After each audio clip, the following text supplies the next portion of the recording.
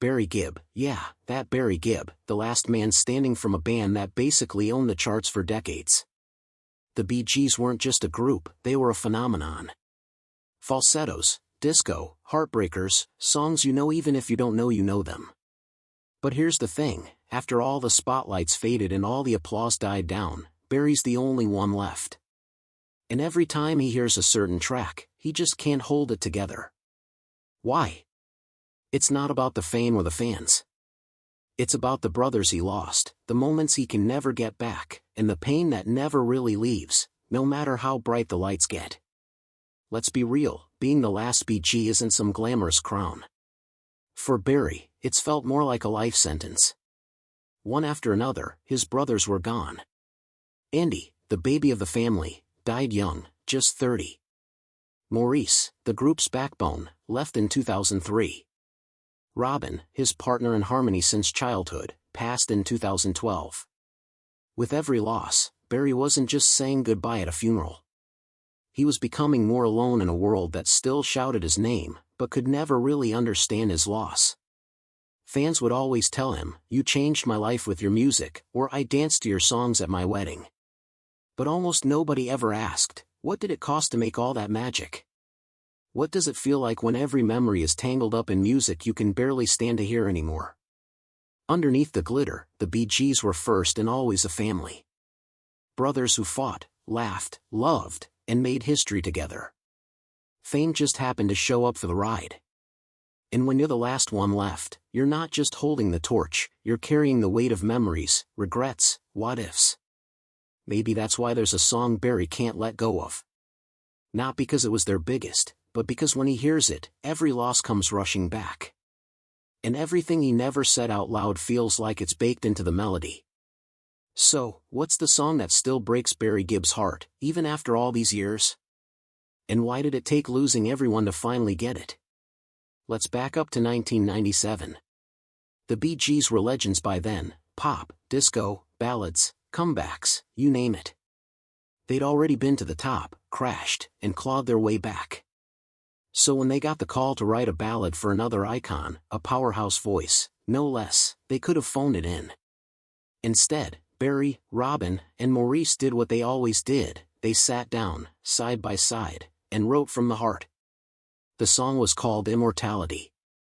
It was meant for Celine Dion, but honestly, it could have been for anyone who's ever wondered if love outlasts us. At first, it wasn't meant to be sad. It was about lasting, about living on in memory, about finding a way to keep going when everything changes. The brothers sang harmonies behind Celine's vocals, those classic Bee Gees layers tucked just beneath her soaring lead. It was a stunner. But at the time? Just another masterpiece from a group that couldn't miss. But here's the twist. Within just a few years, tragedy struck again and again. Maurice passed away, suddenly, and everything changed. Then Robin followed, nearly a decade later. Suddenly, Immortality wasn't just a song about legacy. It became the song, a message from brothers who couldn't say goodbye, a comfort for the one who had to keep singing alone. Barry started performing Immortality solo.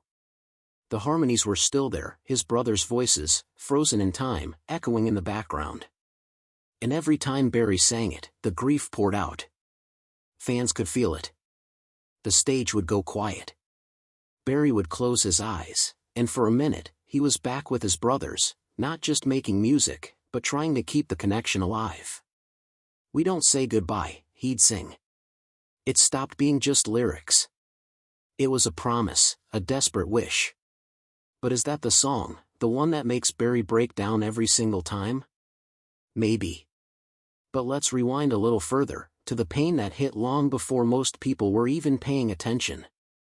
The youngest Gibb, Andy, was a superstar in his own right. He never officially joined the Bee Gees, but he was always part of the crew. Barry helped him launch a solo career, wrote hits for him, and watched him shoot to fame, way too fast.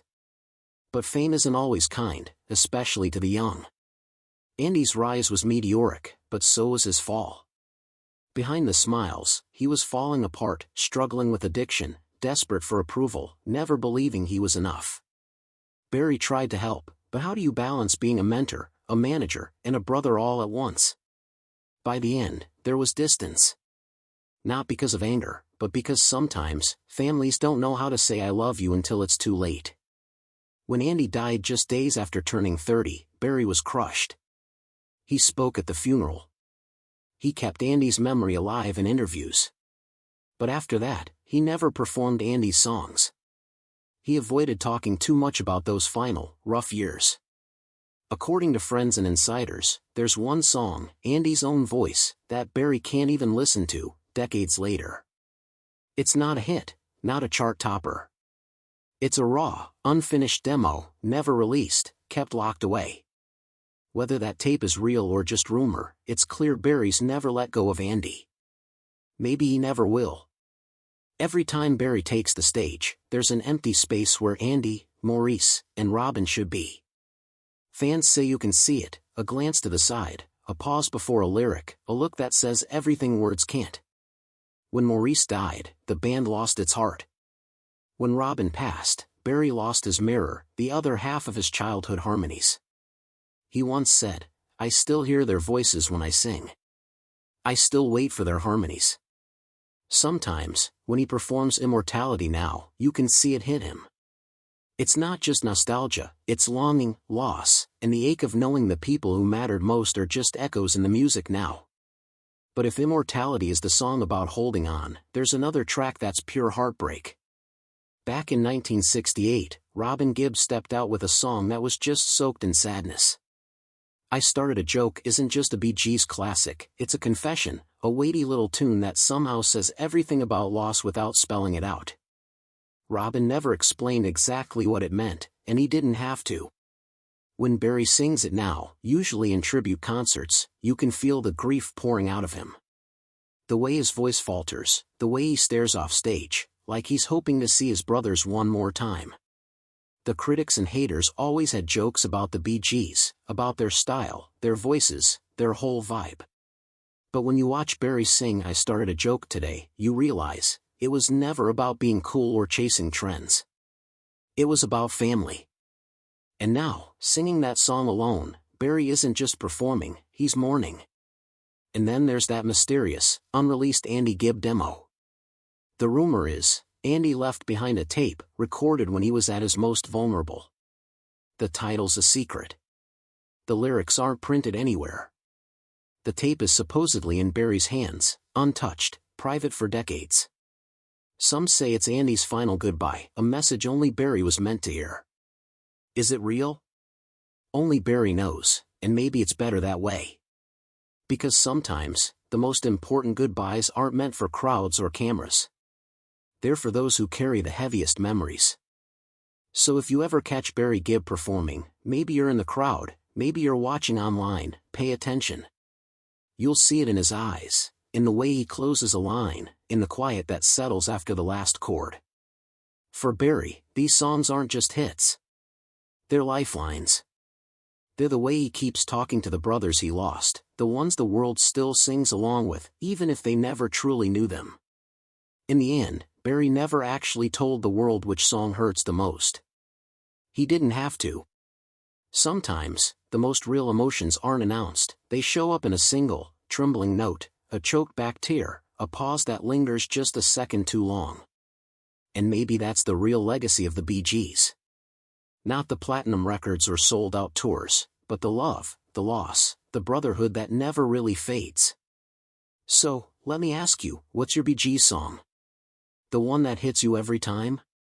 Drop it in the comments, or tell your own story. Because in the end, some songs are more than music. They're how we remember, how we heal, and how we keep the people we've lost alive, just a little longer. If you love stories like this, full of heart, heartbreak, and legends who never really leave us, stick around. Because here, the music never stops. And neither do the memories.